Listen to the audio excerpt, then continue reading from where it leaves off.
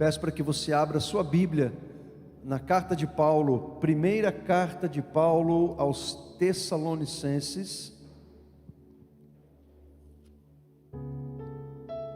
Primeira carta de Paulo aos Tessalonicenses. Deixe sua Bíblia aberta aí no capítulo 1 desta carta de Paulo aos Tessalonicenses, que segundo os estudiosos seria a carta de Paulo mais antiga que nós temos no Novo Testamento. Mas isso é apenas uma curiosidade, não nos interessa para aquilo que vamos dizer hoje aqui nesta manhã da parte de Deus. Nós ceamos a ceia do Senhor, e o apóstolo Paulo, em 1 Coríntios 11, o mesmo que escreveu esta carta aos Tessalonicenses, ele fala uma coisa muito interessante a respeito da ceia. Ele fala assim, que nós devemos celebrar a ceia do Senhor, que quando ceamos a ceia do Senhor, nós estamos anunciando a morte do Senhor até que Ele venha. Então olha que coisa interessante que Paulo está dizendo lá aos Coríntios, capítulo 1 Coríntios 11.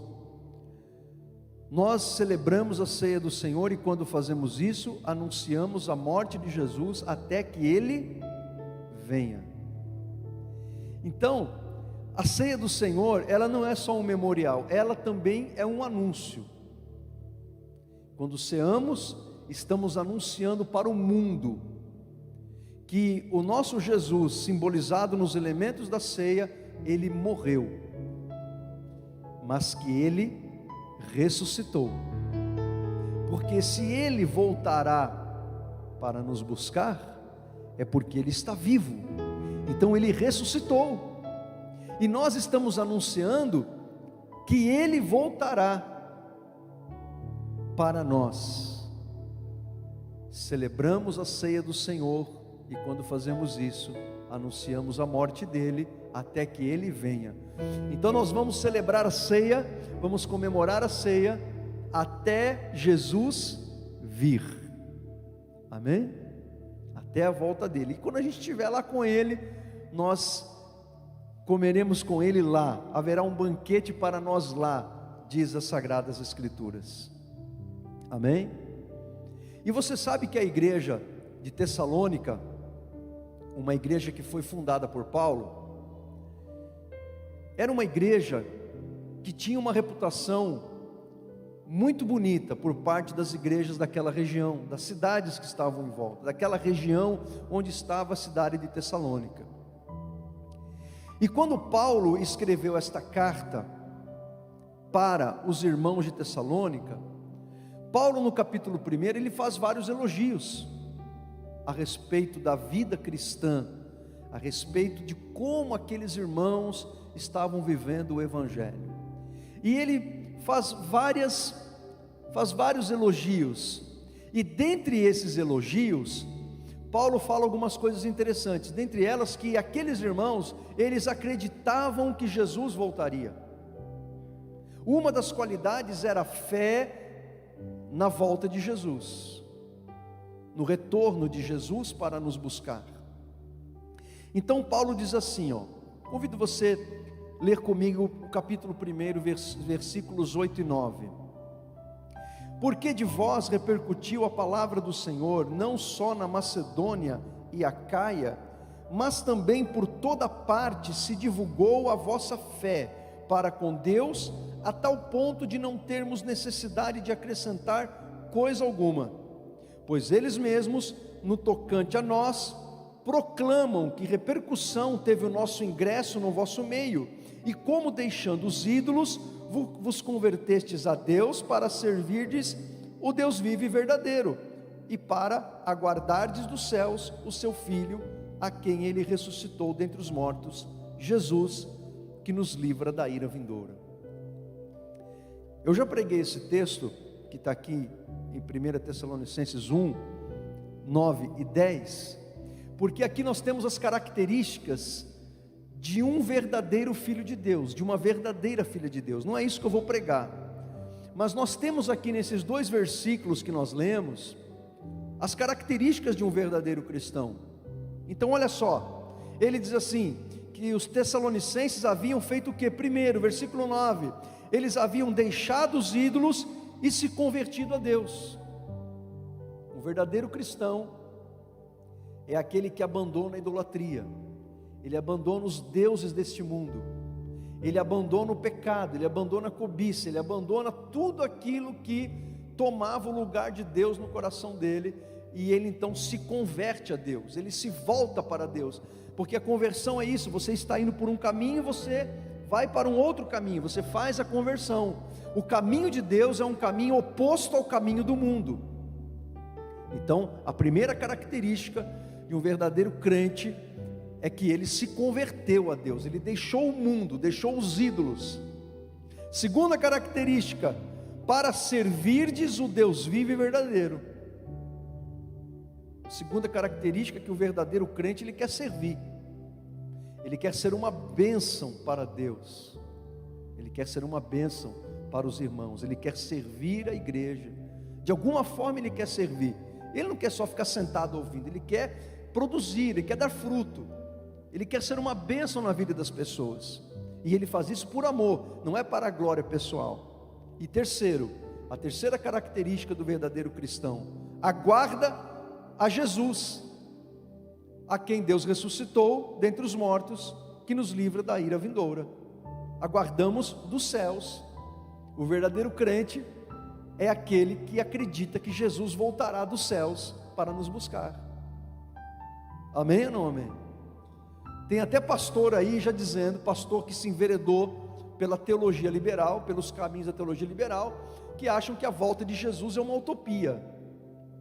Então, para você ver como que a coisa, né? Como que a coisa está feia, irmãos.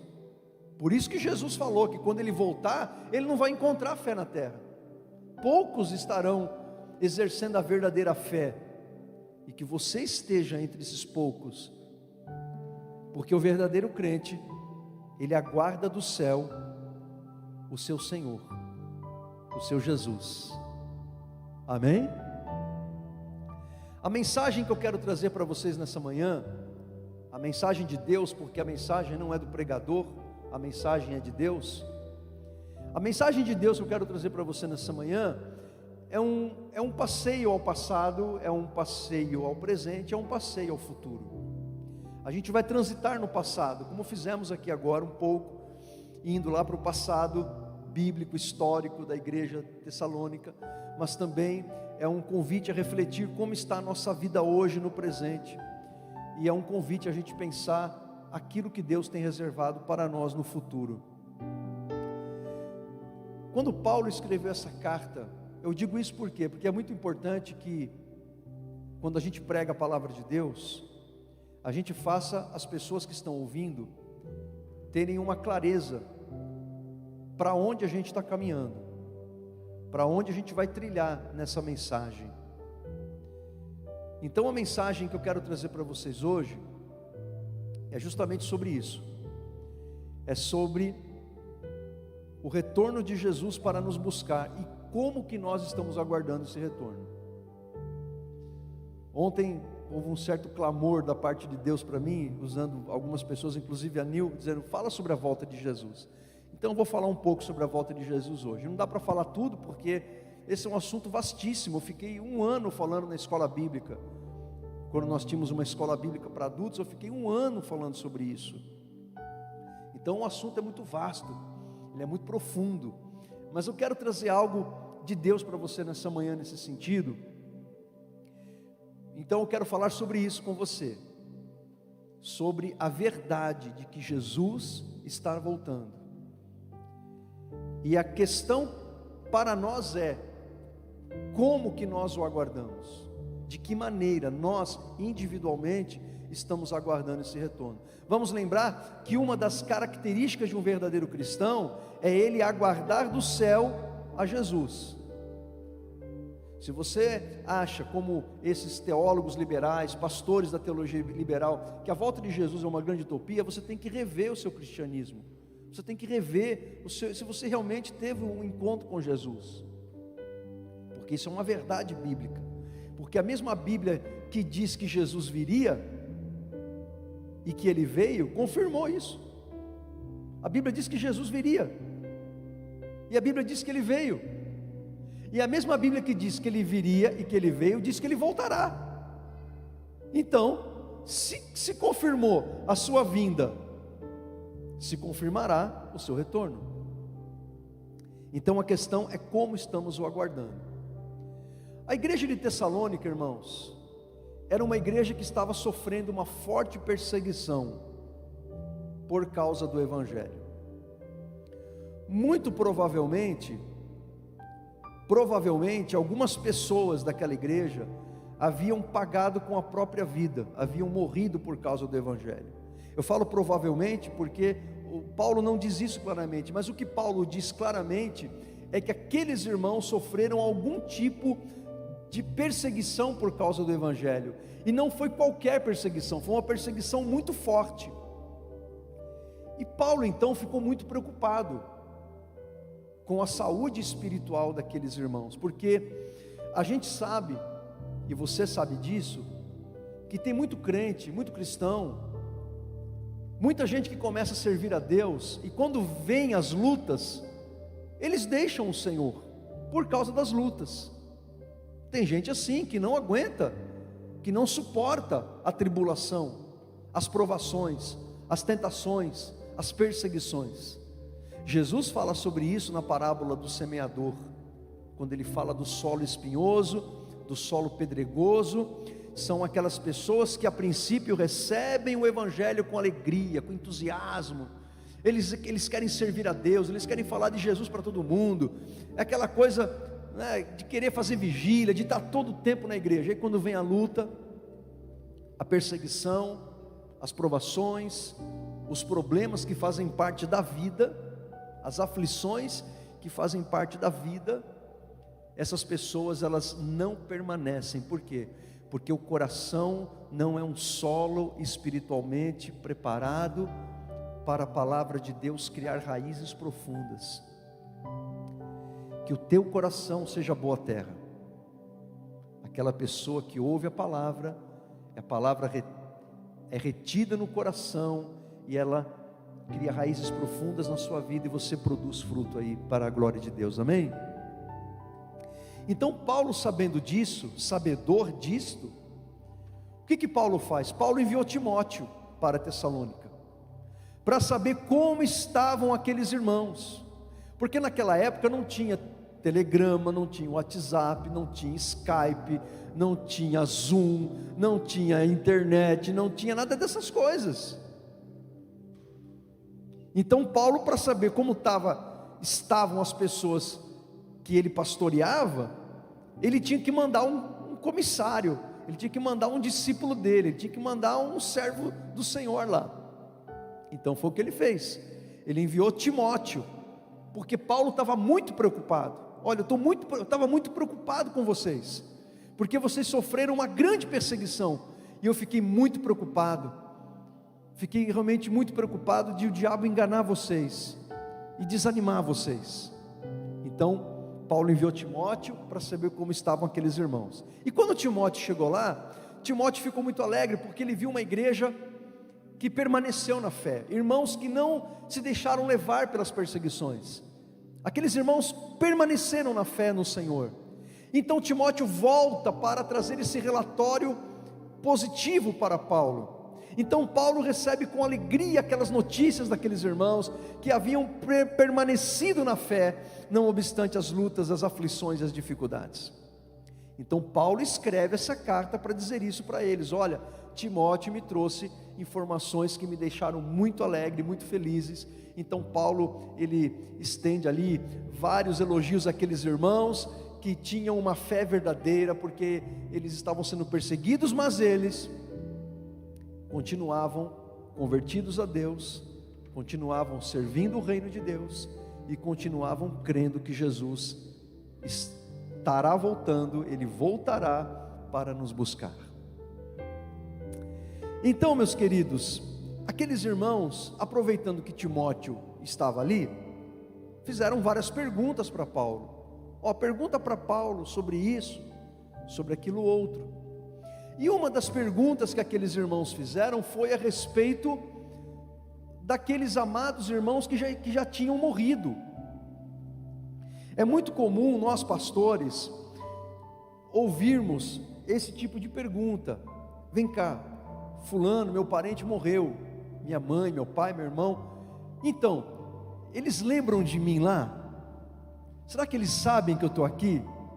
Será que eles estão acordados? Será que, o que eles estão fazendo lá agora? Sabe aquelas perguntas? E eu não tenho resposta para a maioria delas, viu? Eu não tenho resposta para a maioria delas. A única convicção que eu tenho é que os crentes que morreram no Senhor estão no lugar chamado paraíso, ou terceiro céu, ou seio de Abraão, o nome que você queira dar, porque a Bíblia fala deste lugar, que é para lá que vão os espíritos daqueles que morreram em Cristo. E eu não creio que o espírito esteja dormindo, em estado de sono, a alma em estado de sono, como ensinam as testemunhas de Jeová e os adventistas. Eu não creio nisso. Eu não creio nisso porque Paulo, escrevendo aos Filipenses, ele disse, dentro de uma prisão: olha, pode ser que eu morra, que Deus me leve daqui, mas se Ele me levar, vai ser bom para mim, porque estar com Jesus é melhor do que estar aqui. Ora, alguém que diz que vai morrer e isso vai ser melhor do que estar aqui, ele não diria que seria melhor se ele fosse para dormir, para ficar num estado de sono.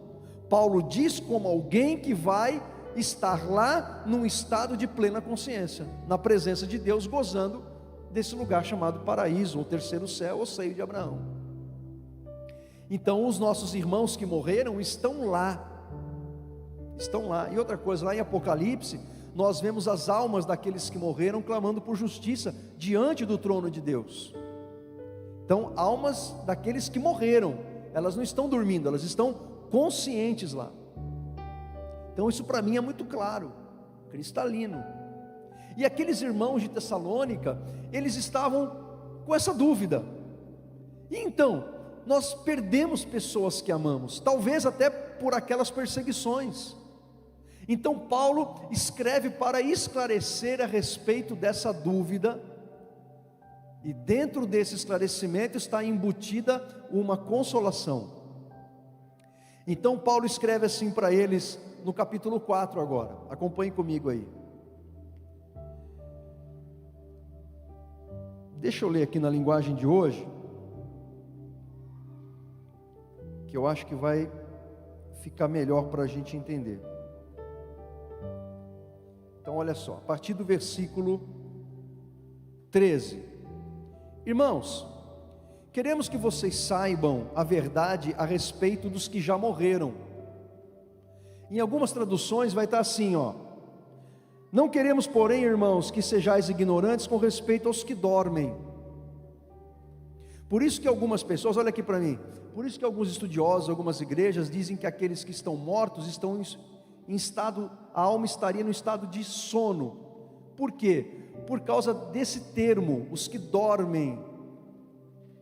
Dormem na perspectiva de nós que estamos vivos aqui, não na perspectiva de quem está lá, certo? O que acontece num velório? O caixão está lá, não está? Quem está dentro do caixão? O defunto. Enquanto transcorre o velório, o defunto está conversando com as pessoas, está dando adeus, está se despedindo, está fazendo discurso de despedida. Como que está o defunto? Está parado, olho fechado, não é isso? Alguns chegam do lado do defunto, tem alguém do lado e fala assim: olha, não está com um semblante bom? Tá, parece até que está dormindo, né? Parece. Olha como, olha, ele está até feliz. Não tem gente que fala isso? Olha o semblante dele como está bonito. O cara está apodrecendo, mas ele está bonito, não é? Então, da perspectiva de quem está aqui olhando o morto, está dormindo, porque ele não está tendo reação nenhuma. O corpo morreu, mas o espírito está vivo com Deus. está consciente no paraíso. Então, quando fala aqueles que dormem, dormem na nossa perspectiva aqui terrena, não que a alma esteja num estado de sono. Então olha só, irmãos, queremos que vocês saibam a verdade a respeito dos que já morreram. Eu estou lendo a linguagem de hoje. Para que não fiquem tristes, como ficam aqueles que não têm esperança.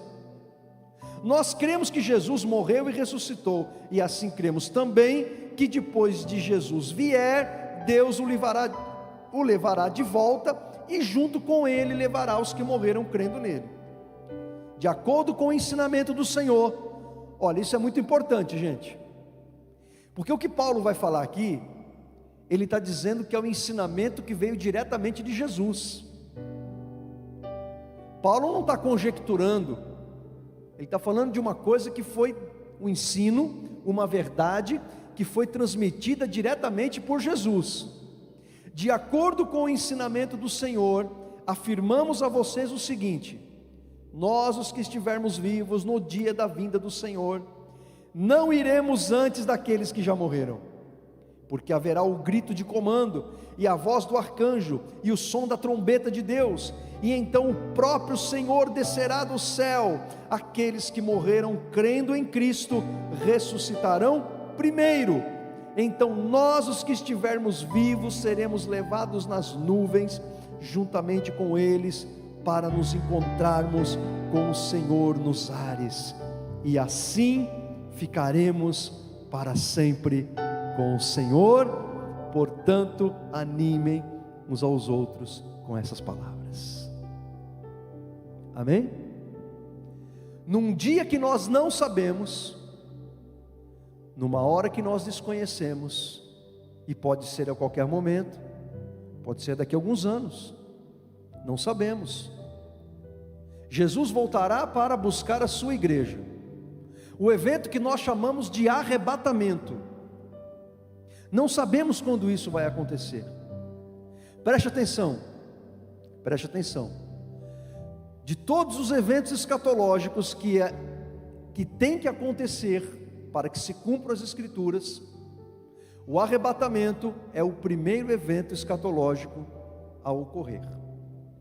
É o arrebatamento que vai dar o start, que será o pontapé inicial de tudo aquilo que vem depois.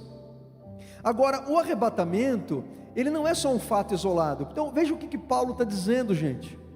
Paulo está dizendo o seguinte: que quando Jesus vier buscar a gente, ele não vai colocar os pés aqui na terra, ele vai estar nos ares, nas nuvens, para nos buscar. Então vai acontecer alguns eventos, tudo ao mesmo tempo, num abrir e fechar de olhos. Os mortos que morreram em Jesus ressuscitam.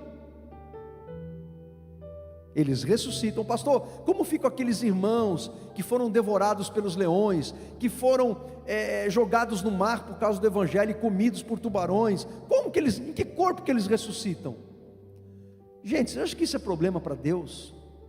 Um Deus que fez trilhões e trilhões de galáxias. Você acha que isso é problema para o Senhor? E outra, quem ressuscitar não vai ressuscitar no corpo que morreu, vai ressuscitar num corpo glorificado. Esse é o primeiro ponto. Então, se você tem alguém que partiu, console-se no Senhor, porque essa pessoa ressuscitará. Primeiro, ela está com o Senhor, e quando Jesus voltar, Ele ressuscitará, ela ressuscitará.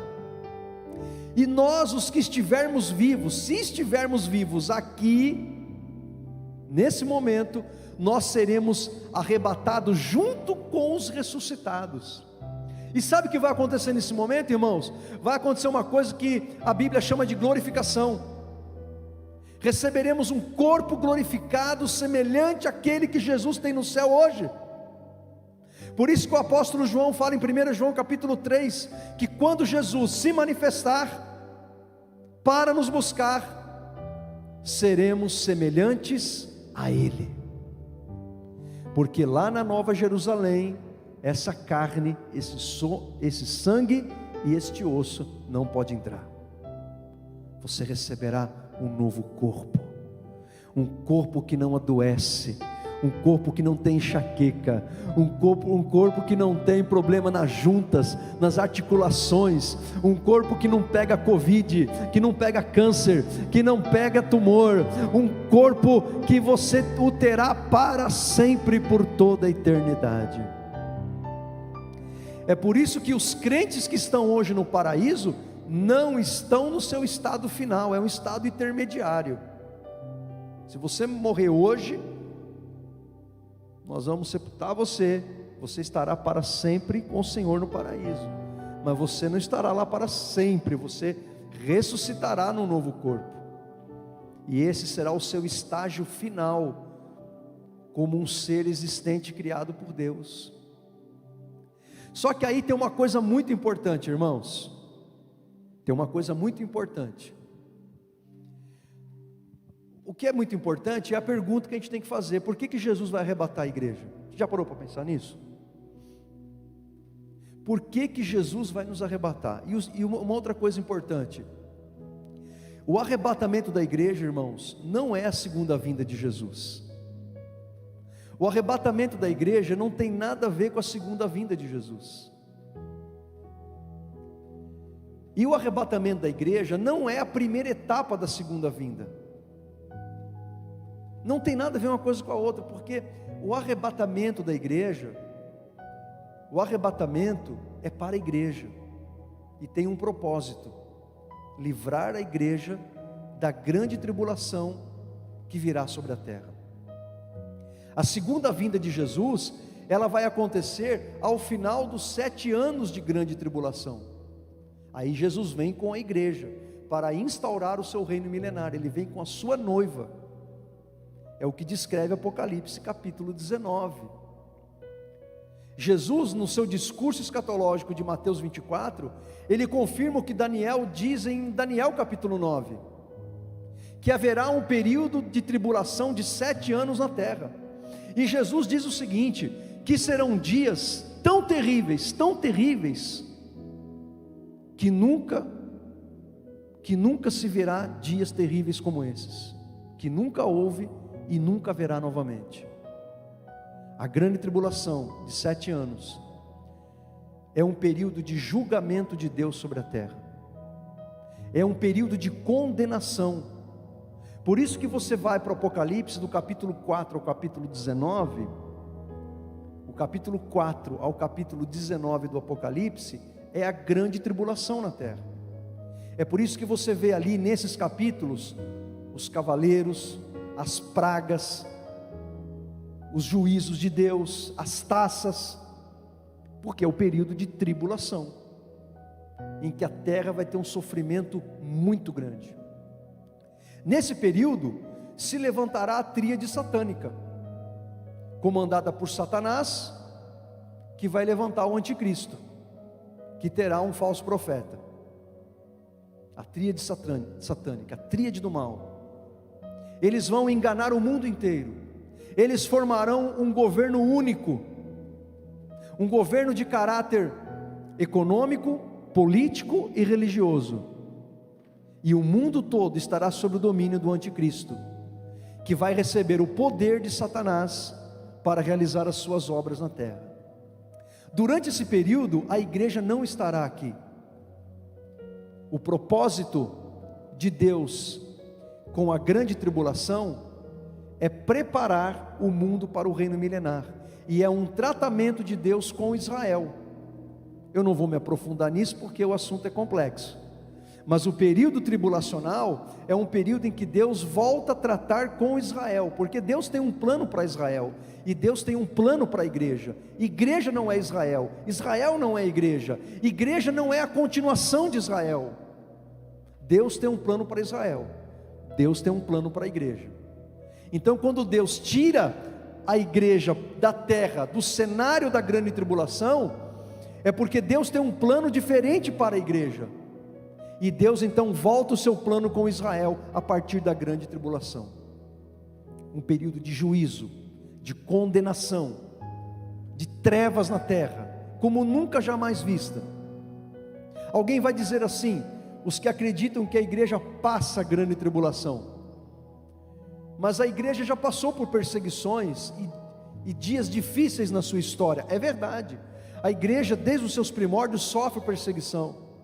Na Idade Média ela se tornou perseguidora, mas ela, em momentos da sua história, ela passou por sofrimentos, mas nunca, jamais o juízo de Deus, a condenação de Deus. A igreja não estará na grande tribulação, porque o caráter da grande tribulação é de juízo, é de condenação, e a igreja não pode sofrer juízo e condenação, porque somos salvos e nenhuma condenação há para aqueles que estão em Cristo. Então nós cremos que a igreja não passa a grande tribulação. Vamos ver Paulo falar sobre isso aqui aos Tessalonicenses? Olha só, capítulo 5. É muito importante que quando você lê as escrituras, como essa por exemplo, que você tente olhar o texto como um todo, descolando do texto os capítulos e versículos, porque quando você lê a Bíblia, o estudante da Bíblia, mal habituado com as escrituras, quando ele vê o final de um capítulo e o início do outro, ele acha que mudou o assunto, que mudou o tema. Na verdade, Paulo aqui ele está continuando no capítulo 5, que ele veio falando do arrebatamento da igreja no capítulo 4, tá? Então olha só, irmãos, relativamente aos tempos e épocas, não há necessidade que eu vos escreva, pois vós mesmos estáis inteirados com precisão de que o dia do Senhor vem como ladrão da noite. O que é o dia do Senhor, irmãos? O dia do Senhor, ele não é necessariamente um dia de 24 horas, mas o dia do Senhor está ligado ao juízo, à condenação, ao castigo. Então esse dia do Senhor, Paulo está falando desse período tribulacional, de 7 anos, pois vocês mesmos estão inteirados com precisão de que o dia do Senhor vem como ladrão de noite. Quando andarem dizendo paz e segurança, eis que lhes sobrevirá repentina destruição, como vem as dores de parto, a que está para dar à luz, e que de nenhum modo escaparão. Eu vou ler aqui na linguagem de hoje, a partir do versículo 4, o capítulo 5, olha só: mas vocês, irmãos, não estão na escuridão. Está falando deles, está falando de nós. Nós não estamos na escuridão, nós não estamos nas trevas espirituais, e o dia do Senhor não deverá pegá-los como um ladrão que ataca de surpresa. Por que o dia do Senhor não nos pegará como um ladrão que ataca de surpresa? Porque nós seremos arrebatados antes. Todos vocês são da luz e do dia, nós não somos da noite nem da escuridão, por isso não vamos ficar dormindo como os outros, mas vamos estar acordados em nosso perfeito juízo. Os que dormem, dormem de noite, os que bebem, é de noite que ficam bêbados, mas nós que somos do dia, devemos estar em nosso perfeito juízo. Nós devemos usar a fé e o amor como couraça, e a nossa esperança de salvação como capacete. E olha o que ele vai dizer no versículo 9: Deus não nos escolheu para sofrermos o castigo da sua ira, mas para nos dar a salvação por meio do nosso Senhor Jesus Cristo, que morreu por nós, para podermos viver com Ele, tanto se estivermos vivos, como se estivermos mortos, quando Ele vier. Então você percebe como que Paulo ele não muda o assunto, ele continua o assunto. Paulo está dizendo, olha, como se Paulo estivesse dizendo, nós seremos arrebatados, seremos retirados desse mundo, porque o dia do Senhor virá, trazendo juízo, trazendo condenação, mas nós não seremos alvos dessa condenação, porque Ele nos levará para estarmos com Ele para sempre. Após os 7 anos de tribulação, Jesus volta com a igreja, Apocalipse 19, mas aí Jesus não volta mais como um cordeiro, Ele volta como juiz, e João tem uma visão de uma espada que sai da boca de Jesus, destruindo os pecadores, retirando os pecadores da terra, e somente aqueles que se converteram a Cristo durante a grande tribulação entrarão no reino milenar. Mas eu acredito que você não quer ficar aqui para ver isso. Eu acredito que você quer subir com a igreja. Amém? Então, para você subir com a igreja, a chave de tudo está no versículo 8.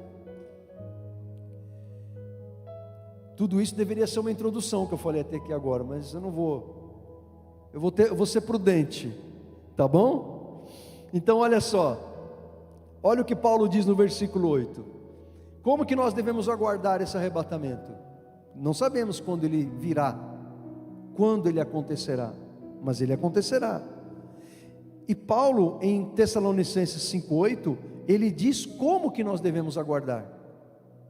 Primeiro, nós que somos do dia, porque Paulo está fazendo uma comparação entre os que são de Deus e os que não são, entre os que nasceram de novo e os que não nasceram, entre os que estão na luz de Deus e entre aqueles que estão nas trevas espirituais. Ele está fazendo uma comparação. Então, nós que somos de Deus, como que nós devemos aguardar o arrebatamento da igreja? Primeiro, com sobriedade. Sejamos sóbrios. Na linguagem de hoje está assim: devemos estar em nosso perfeito juízo. Em outras palavras, Deus está dizendo para nós, enquanto aguardamos o arrebatamento, que pode ser a qualquer momento,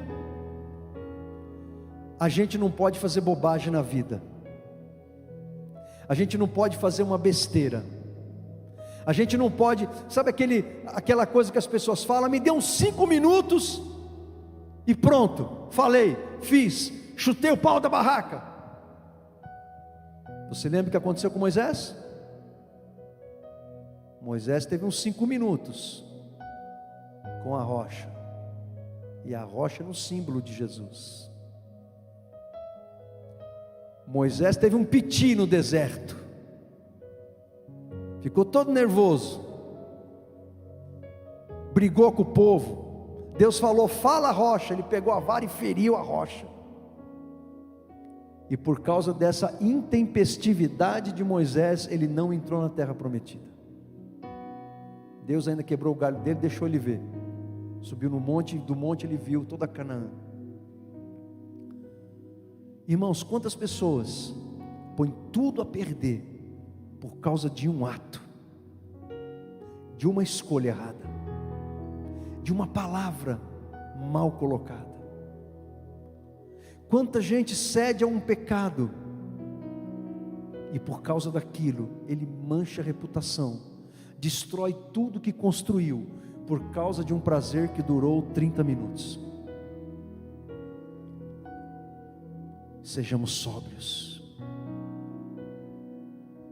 tenhamos juízo. Sabe aquilo que você fala para o seu filho, para a sua filha, quando eles saem para a rua? Tenha juízo, hein? Deus está falando para nós nesta manhã, tenha juízo, hein? Tenha juízo. Irmãos, somos tentados o tempo todo, a toda hora, a todo instante. A todo instante o inimigo está ao nosso derredor, procurando nos tragar, procurando uma brecha para entrar na nossa vida, para fazer com que a gente se desvie dos propósitos que Deus tem para nós. A Bíblia o tempo todo fala do caminho de Deus, das veredas do Senhor, andar em retidão, obediência. Sejamos sóbrios, andemos em perfeito juízo. Nós não podemos viver perigosamente. Eu estou falando do ponto de vista espiritual. Se você gosta de pular de paraquedas, tudo bem, faça isso com segurança, não é disso que eu estou falando. Eu estou falando de viver espiritualmente em perigo. Nós não podemos, nós temos que vigiar, como disse Jesus. Nós temos, como disse Jesus, que ser prudentes como a serpente, simples como a pomba, andar em perfeito juízo, sobriedade, ter a cabeça no lugar, não faça bobagem, não fale bobagem, não escreva bobagem em rede social. Gente, tem certas coisas que alguns crentes colocam na rede social, que eu como pastor, eu fico com vergonha. Eu fico com vergonha. quando eu vejo crente da nossa igreja postando coisa na rede social que escandaliza o reino, que não edifica ninguém. Porque uma coisa é olhar um escândalo, e eu como cristão eu vou entender aquilo, eu vou entender, porque Jesus disse que isso vai acontecer, mas eu fico com vergonha, porque o incrédulo vai ver aquilo e não vai entender, ele vai achar que todo mundo faz aquilo. Se Provérbios fosse escrito nos dias de hoje, você pode ter a certeza que você teria um provérbio mais ou menos assim: o tolo posta coisas na internet que queima o filme do reino de Deus e da igreja, mas o sábio, ele pensa duas vezes antes de postar alguma coisa que vai ferir a igreja do Senhor. Paralelismo hebraico, da poesia hebraica. Contraste entre o tolo e o sábio. Você entendeu o que eu estou querendo dizer? Então eu quero perguntar para você: você está entre o tolo ou entre o sábio? Que antes de postar qualquer coisa na internet, você pesa bem o que você vai escrever. No momento de raiva, no momento de ira, no momento de fúria, você precisa clamar a Deus, para que você não fira as pessoas, para que você não seja injusto com as pessoas, para que você não escandalize o reino de Deus e não seja um agente do escândalo, porque de repente você nem concorda com aquilo, mas você está propagando o escândalo, está sendo um agente do escândalo. Seja sábio. Sobriedade, perfeito juízo. Segundo, Paulo diz que devemos nos revestir da couraça da fé e do amor. Devemos usar a fé e o amor como couraça. O que Paulo está fazendo agora? Paulo gostava de usar muitas metáforas, e agora Paulo, ele apela para uma metáfora militar dos seus dias, porque quando ele fala da couraça, ele está falando de uma das partes da armadura de um soldado romano, e a couraça era aquele objeto trançado de metal que cobria os órgãos vitais do soldado romano. A couraça ficava nessa região do peito aqui, ó. Protegia o pulmão, o coração, os órgãos vitais. Por que será que Paulo está comparando o amor e a fé, a couraça que protegia os órgãos vitais do soldado romano? A couraça é uma parte da armadura para a defesa. O que Paulo está dizendo é: precisamos nos defender espiritualmente através da prática do amor e da fé. E é muito interessante, porque Paulo coloca a fé e o amor juntos como couraça. Aos Efésios ele compara a justiça à couraça, mas aqui ele compara o amor e a fé à couraça, e ele coloca a fé e o amor juntos, porque no cristianismo fé e amor têm que andar juntos. Porque se você só tiver fé e você não tiver amor, você pode descambar para um fanatismo religioso. Se você tiver só fé e não tiver amor, você pode ser levado a querer usar as pessoas em nome da fé, como alguns pastores gostam de fazer. Esses dias conversava com uma irmã, ela que está vindo para cá de outra igreja. Ela falou assim: não, eu preciso estar aqui porque eu preciso estar debaixo da cobertura espiritual dos homens de Deus. Eu falei para você, aí eu falei assim para ela: olha, minha irmã, me desculpe, mas essa ideia da cobertura espiritual que pastores têm sobre o rebanho, isso é uma coisa que líderes cristãos estão usando para manipular as pessoas, para usar a vida das pessoas. Você não tem que estar debaixo da minha cobertura espiritual, você tem que estar debaixo da cobertura espiritual de Jesus. Essa coisa da cobertura espiritual de pastores, isso é uma heresia. Onde está isso na Bíblia? Onde está isso no Novo Testamento? que você tem que estar debaixo de cobertura espiritual de homem que é como você, falho como você, pecador como você.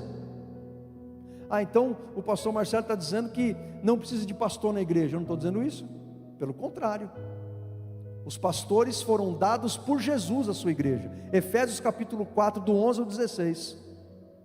E Paulo extensivamente lhe diz o porquê Deus, Jesus, deram pastores à sua igreja. Está lá, para que haja edificação do corpo, para que haja crescimento do rebanho, para que o rebanho esteja protegido das falsas doutrinas, protegido dos falsos pastores, para que haja cooperação entre os membros do corpo, para que os membros da igreja exerçam seus próprios ministérios, individualmente, os dons e ministérios dados por Jesus.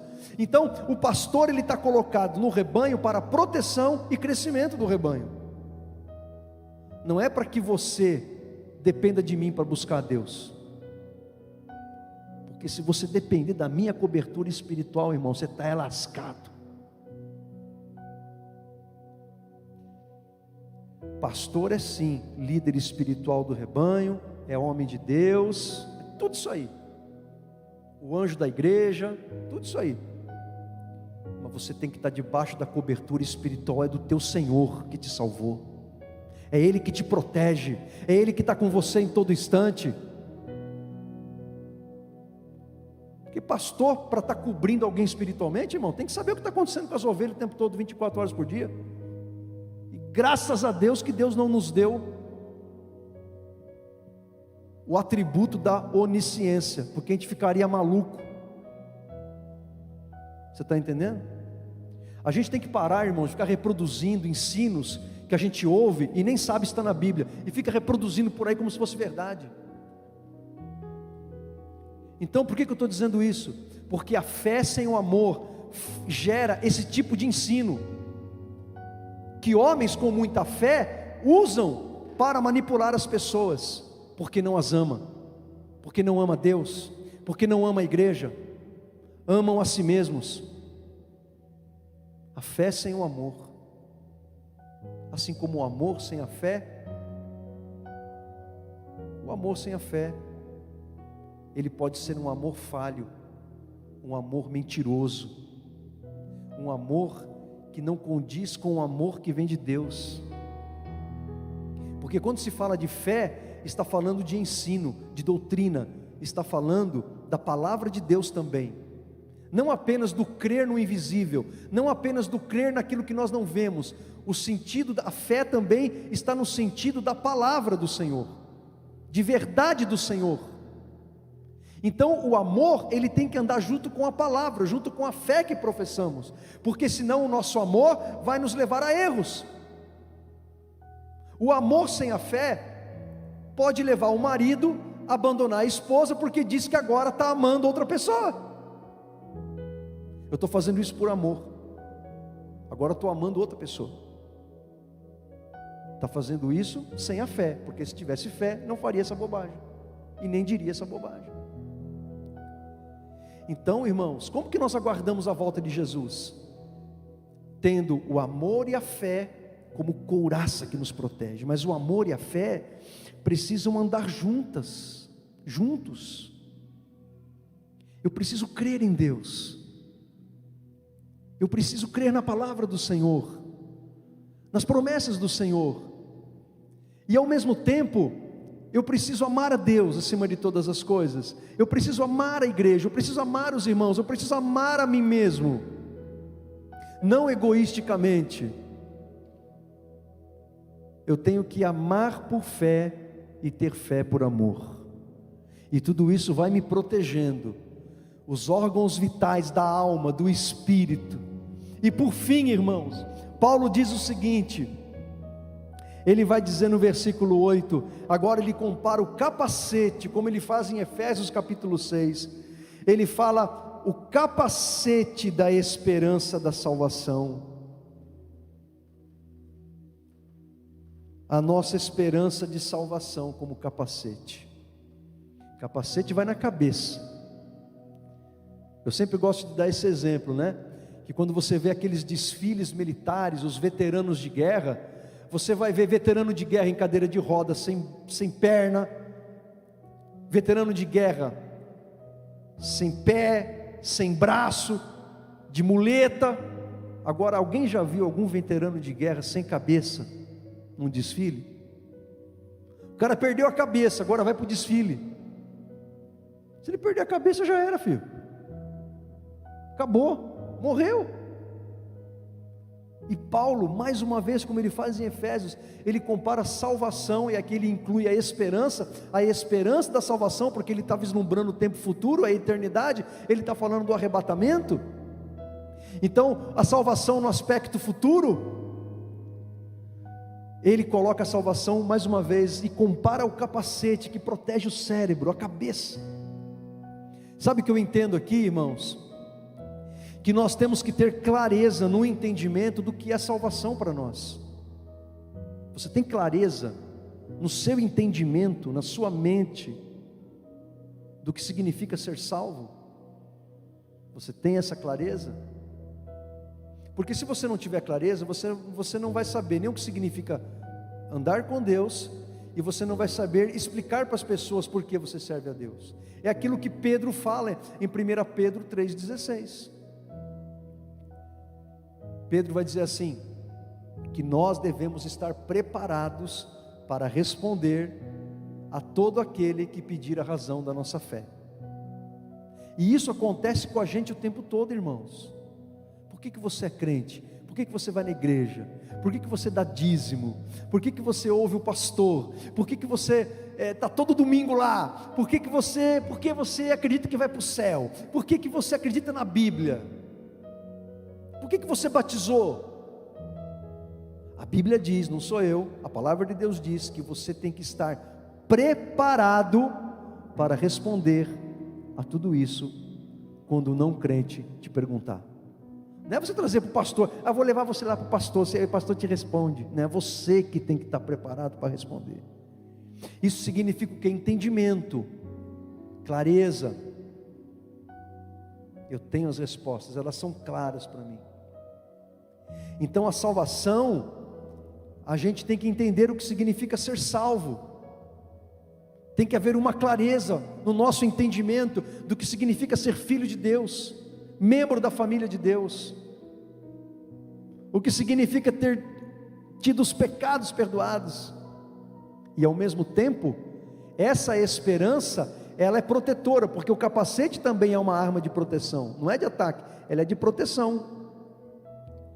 Então essa esperança da salvação, ela é protetora. Por quê? Porque pode acontecer o que for na minha vida, eu sei que eu estou seguro nas mãos do meu Senhor. A esperança da salvação, ela guarda você, porque é ela que mantém você de pé, quando você começa a perder as coisas, e as pessoas que você ama,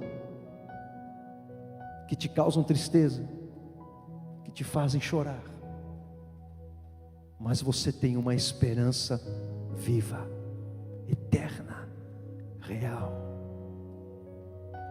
de que nós estamos aqui de passagem, passaremos, somos peregrinos, iremos embora, de um jeito ou de outro, estaremos com o Senhor. É por isso que Paulo, ele conclui dizendo, no versículo 10, versículo 9, Deus não nos escolheu para sofrermos o castigo da sua ira, mas para nos dar a salvação por meio do nosso Senhor Jesus Cristo, que morreu por nós, para podermos viver com Ele, viver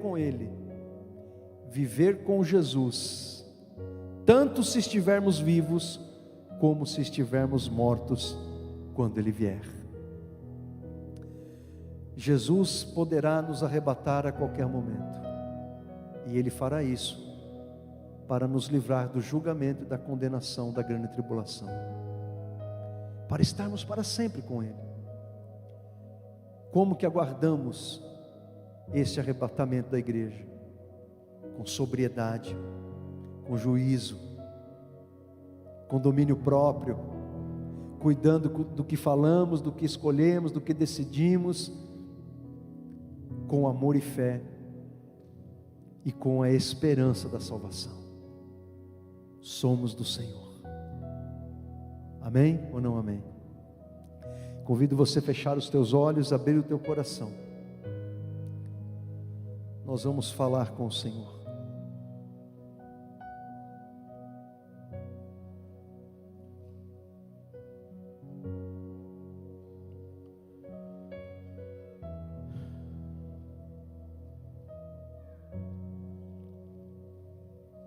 Eu disse no início dessa mensagem que nós faríamos um passeio no passado, no presente e no futuro.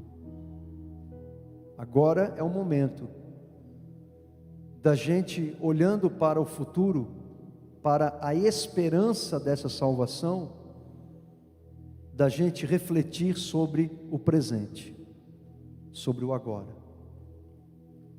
Então eu quero pedir a você, com os teus olhos fechados, com o teu coração aberto, a você pensar, se você realmente tem andado com sobriedade, em juízo perfeito. Você está cuidando da tua vida com Deus? Você está flertando com o pecado, brincando com o pecado? Como que você tem vivido a fé? O teu amor por Deus tem aumentado? O teu amor pelas pessoas tem aumentado? O teu amor pela igreja tem aumentado? O teu amor pela palavra tem aumentado? E a sua fé? A sua fé hoje, ela é mais forte, ela é mais robusta, ela é mais firme do que foi ontem, do que foi há um ano atrás, do que foi há 2 anos atrás. A sua fé talvez esteja sendo provada pelas provações, mas você está sendo aprovado. A sua fé está em processo de aprovação, ou a sua fé está em processo de desaprovação? A sua fé anda junto com o amor? O seu amor anda junto com a sua fé? E a salvação? O quanto que você é convicto de que você é salvo, de que você é de Deus, não porque você merece, mas por causa da graça de Deus sobre a sua vida. Como que nós temos aguardado? Como que você tem aguardado o arrebatamento da igreja? O arrebatamento acontecerá, irmãos. A ressurreição dos crentes que morreram acontecerá. Isso é uma verdade irredutível, inexorável, porque a mesma Bíblia que diz que Jesus veio e que Ele ressuscitaria, Ele veio, ressuscitou, diz que Ele voltará para nos buscar, para nos livrar do dia do Senhor que virá sobre a terra. Senhor nosso Deus, nosso amado e bendito Pai, queremos reter a palavra do Senhor no nosso coração, queremos reter a palavra do Senhor em nossas vidas, Pai, e queremos Te pedir perdão, Senhor, pelos nossos pecados. Queremos Te pedir perdão se nós estamos flertando com o pecado. Queremos Te pedir perdão se estamos andando sem juízo sobre essa terra, se não estamos andando com sobriedade, se estamos falando e fazendo coisas, Pai, que comprometem o nosso relacionamento contigo, que comprometem, Senhor, a nossa intimidade, a nossa comunhão com o Senhor. Senhor, nos perdoe, Pai, nos perdoe, e ajuda-nos e faça-nos, Pai, a andar em sobriedade, com juízo perfeito, com sabedoria, com a sabedoria que vem do alto, meu Pai. Meu Deus, em nome de Jesus, que sejamos plenos do amor, plenos da fé, que a nossa fé, Pai, ela seja operada pelo amor, e que o nosso amor seja operado pela fé, que fé e amor em nós sejam abundantes e crescentes a cada dia, que a nossa fé no Senhor cresça, a nossa fé na Tua palavra, nas Tuas promessas, na Sua verdade, na Sua presença, na realidade do Senhor, cresça cada dia, que a nossa fé seja mais forte, mais robusta a cada dia, que o nosso amor por Ti cresça, que o nosso amor pelos irmãos cresça, que o nosso amor pela Tua palavra cresça, que o nosso amor pela Tua presença cresça, Senhor, que o nosso amor seja transbordante, que esse amor venha sobre nós pelo Teu Espírito. Pai querido, que a salvação, a esperança da salvação, seja como um capacete num soldado, que protege dos ataques do inimigo. O diabo pode nos acusar, o diabo pode se levantar, mas nós cremos na segurança da salvação, nós cremos que estamos no Senhor, e que nada nos arrebatará das mãos do Senhor, que nada nos afastará do Teu amor, que está em nós por meio de Jesus. Pai, ajuda-nos a colocar em prática, a viver aquilo que nós ouvimos, Senhor, da parte do Senhor na nossa vida, para que estejamos em pé diante da Tua presença, no soar da trombeta, quando o Senhor vier arrebatar os que são do Senhor. Nós queremos subir para estar com o Senhor para sempre. Os que têm essa esperança, fique de pé e vamos adorar ao Senhor de todo o nosso coração, amém?